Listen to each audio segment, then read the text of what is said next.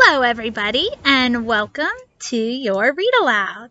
This is the story Duck and Goose. It's about two little birds, Duck and Goose.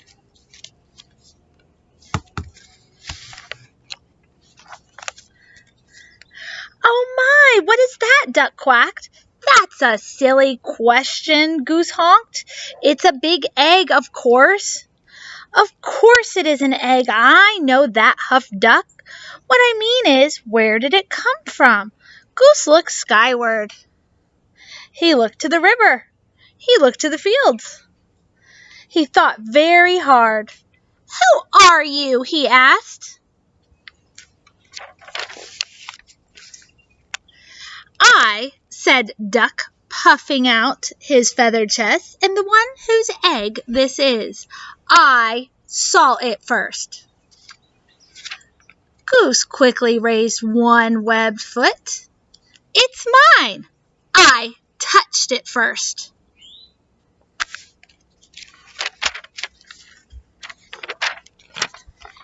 Hey, you should never put your dirty foot on an egg, Duck scolded. Don't you know anything about caring for eggs? Yes, I do, Goose cried out. Stop yelling, Duck yelled, then whispered forcefully.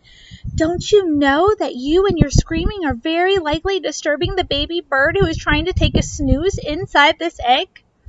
Goose wished that Duck wasn't right. He lowered his head and whispered softly, I'm very sorry. Go back to sleep in there. My, that's quite a beauty you have, called a bluebird from across the river. Thank you. It's mine, quacked Duck. Actually, it's mine, honked Goose. So, asked Duck, what do we do now? We should do something, suggested Goose. Yes, you are right. Good thinking, agreed Duck. Like what? And this is a thought bubble. And he's thinking, no honking, $5 fine, no geese allowed, duck's eggs. This egg is private property. You see the thought bubble coming right out of his head? Duck and Goose each thought, this is Goose thinking right here. If you are a duck, keep walking. No ducks beyond this point. Quiet, please. Absolutely no quacking in this area.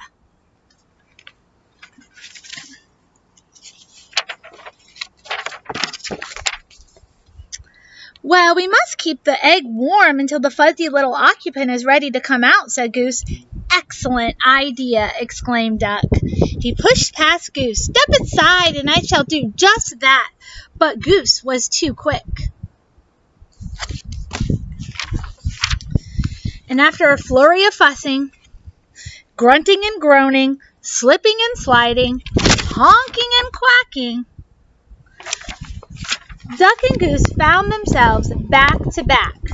Scoot over! I don't have any room, complained Duck. You are much closer to me than I am to you. Stop yelling in my ear, Goose. Shh! Goose hushed, pointing at the round thing beneath them. Yes, yes, yes. We must remember. Quiet, quiet, quiet. We mustn't disturb the little one. And so they sat, very still and very quiet, waiting. For a long time, they waited.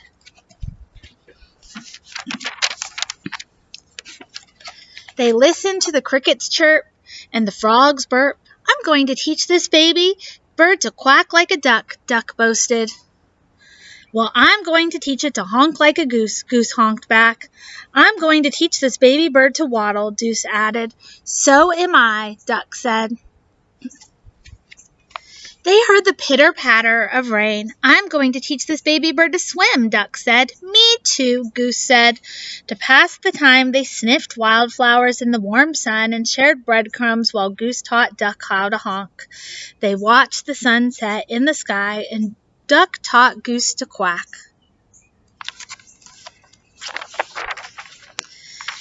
They counted the stars in the night sky. Let's teach our baby to fly, said Goose. Good idea, said Duck. I'm sure our baby will be a fast learner, said Duck. If it takes after you and me, I'm sure you're right, agreed Goose.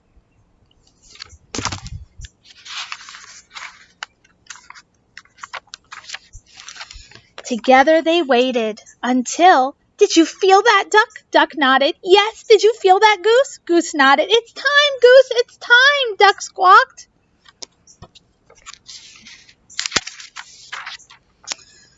Quickly, Duck slid down and started running in circles around the egg. What should we do now? He hollered. I think we should remain calm, Goose hollered back. Duck stopped. In all the exciting confusion, he had failed to notice the bluebird kicking their egg. Can I play too? She asked.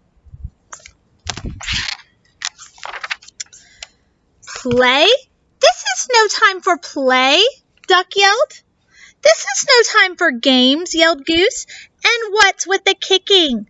I was only trying to get your attention, said the little bird.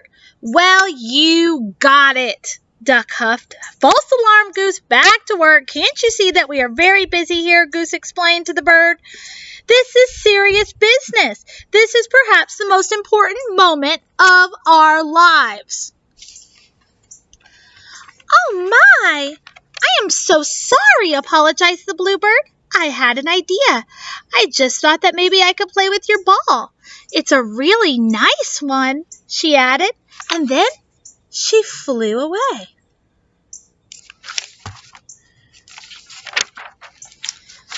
Goose gulped. Did she say ball? He whispered to Duck. You know, I did have my doubts, Duck finally said. It is a bit squishier than most of the eggs I've seen. Yes, and I must say I was somewhat suspicious of those big dots, Goose admitted.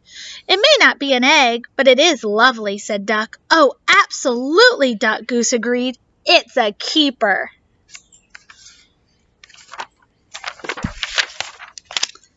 As the crickets chirped and the frogs burped, and the grass swayed in the gentle breeze, Goose quacked and Duck honked, and the ball bounced, rolled, and sometimes even flew.